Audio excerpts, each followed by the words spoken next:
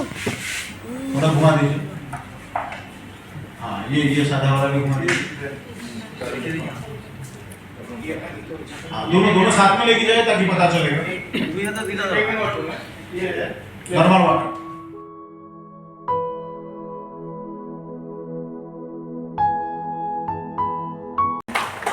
एटा बहुत भलो माने मार हिच डिवाइस होसला पर जतबेले पानी पिया स्टार्ट कली 6 मास पर पूरा क्लियर फर्स्ट स्टेज कैंसर एवं ताहा परे इंजेक्शन एवं टैबलेट लेके देले कॉस्टली इंजेक्शन परे परे बंद हो गला। फ्रेंड्स गुड इवनिंग केमती अच्छे आपण मैंने समस्ते मो चैनल को आपण मानक स्वागत करुच्ची। मु बहुत बिजी अच्छी संध्या टाइम आपण मैंने केमती कौन अच्छा कौन करूँच केते बिजी अच्छा निश्चिंत कमेंट्स करके जनइबे। आजिकार ब्लॉग मु संध्या स्टार्ट कली से फिर मीटिंग उपरे माने मीटिंग पाखु ही स्टार्ट करची। मीटिंग सरला बेलू 2-2.5 घंटा पाखापाखि हो जाता किंतु आम मीटिंग को गला बेलू ऑलरेडी लेट हो जाइलु 1 घंटा कारण एपटे घर काम चलची ना घर काम छाड़ी भी जाई होनी आ मीटिंग अटेंड करवा भी बहुत जरूरी थिला। तो फ्रेंड्स से लेट हेले भी आम मैंने जाइलु मीटिंग सरी घर को आसला बेलू पेसेंस नथिला जे मु किछि रेकर्डिंग करे से सकाळ हो गलानी। फ्रेंड्स रात्रि आउ किछि भी मु रेकर्डिंग करनथिली सकाळु सकाळु मु आसी फूल तोलिबा पई। तो एबे मु फूल तोलुची फ्रेंड्स समय ना बहुत जल्दी माने जल्दी बदली जाउची और बदली जाए मध्य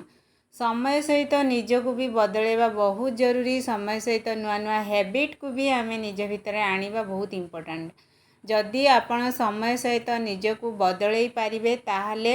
अति खराब रु खराब सिचुएशन रु आपण बाहर को बाहरी पारिबे आउ निज लाइफ को बहुत सुंदर करिकी गढ़ी पारिबे। कारण जने मैडम कर कमेंट्स थिला जे मु निजको फास्ट जेमिति थिली एबे मु सेमिति अछि निजको चेंज करि पारुनी। तो देखंतु जय को माने आसला परे जागा पाखरु ना जय को रेडी कर देछि। जय तार पियानो बजाउछि। मैडम जनकर कथा थिला कि मु समय सहित ना निजको परिवर्तन करि पारुछि ना मु आगठू निजको मु चेंज करि पारुछि मु जेमिति थिली सेमिति। तो देखंतु दुनिया रे जेबे मनीषटी जन्म हेई थाए ना परफेक्ट हेई कि जन्म हेई न थाए कोनोसी मनीष परफेक्ट हेई न थांती समस्तंक मध्यरे किछि ना किछि गुण थाए ता भितरे किछि भलो आ खराब गुण भी थाए। जो लोक निजर खराब गुण को चिन्ही ताकू जदि परिवर्तन करिवो ताहले से समय सहित निजको ताळ देकी चली पारिबो समय सहित खाप खुआई पारिबो निजको चेंज करि पारिबो। जो पर्यंत आपण निजे चाहिबेनी निजको चेंज करिवा पई लक्षे कौन कोटिए मनीष आसिले भी कोटिए लोक आसिले भी आपण को चेंज करि पारिबेनी काहे कि ना आपण निजको निजे चेंज करिया पई चाहू नाहंती। तेणु ए दुनिया रे किछि भी जिनस असंभव नाही। आपण जदि टिकिए चेष्टा करिवे ताहले समय सहित निजको चेंज करि पारिबे। समय सहित देखंतु निजको जदि आपण चेंज करिके लाइफ रे इम्प्रूवमेंट आनी पारिबे ताहले आपण एते जे खुशी आपण को मिलिबो से खुशी दुनिया रे केही भी लोक आपण को देई पारिबेनी। थोरोटिए चेष्टा करंतु देखिबे आपण निजे निजको चेंज करि पारिबे। तो फ्रेंड्स देखंतु जय को रेडी करिकी पठेदेली हजबैंड तांकु माने ताकु नेकी गले। तो मते जो समय मु जय को नेकी जाई थांती स्कूल से टाइम टा मते मिली गला। तो मते ना आज ये ब्लाउज टा पिंधिबार थिला कारण मु जेतेबेले जगतसिंहपुर जाई थिली ए स्लीपलेस ब्लाउज नेकी आस्तिली। एबे गरम बहुत पडुची आ मोर किछि दिन हे गलानी बहुत माने मन होतला कि मु स्लीपलेस ब्लाउज पिंधे बोली किना। तो सेति पई भाबिली कि स्लीपलेस ब्लाउज आने पिंधिबी तो देखिए केमती कौन लगुच सूट करिवो कि न करिवो। तो ब्लाउज तो आनिली किंतु लूज होउथिला फ्रेंड्स सेथिबाई आनुमानिक गोटे मारी दूची कारण मोर स्लीपलेस ब्लाउज की माने ड्रेस वगैरह किछि भी नाही सेथिबाई बेगर मापर गोटे मारी देची पिंधिकी देखिबी जदि लूज हबो हबो जदि टाइट हेतिबो ताहले फिटेई देबी।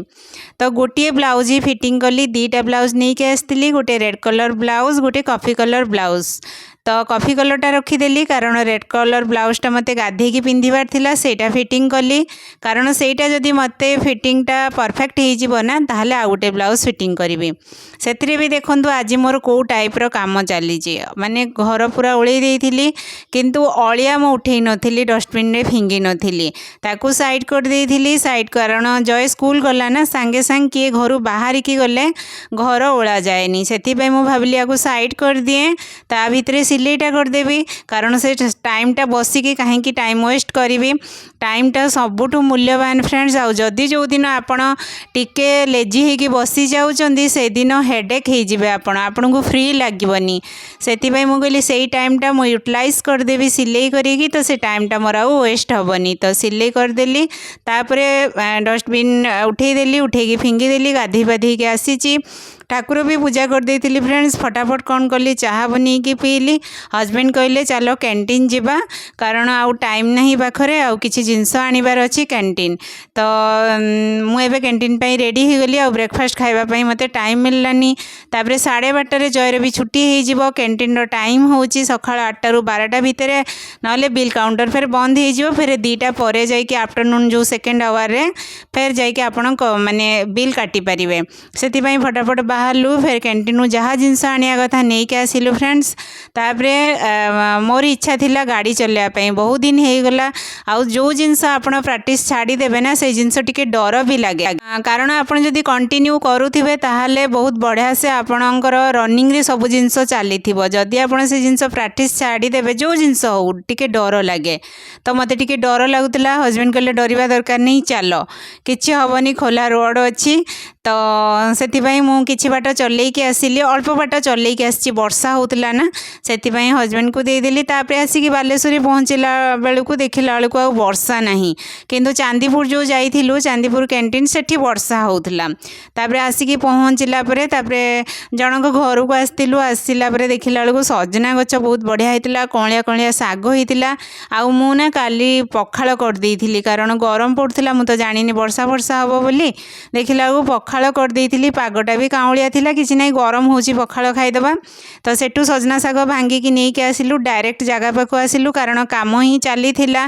तो सेति पई जगह पाखरे टिके देखा देखी करली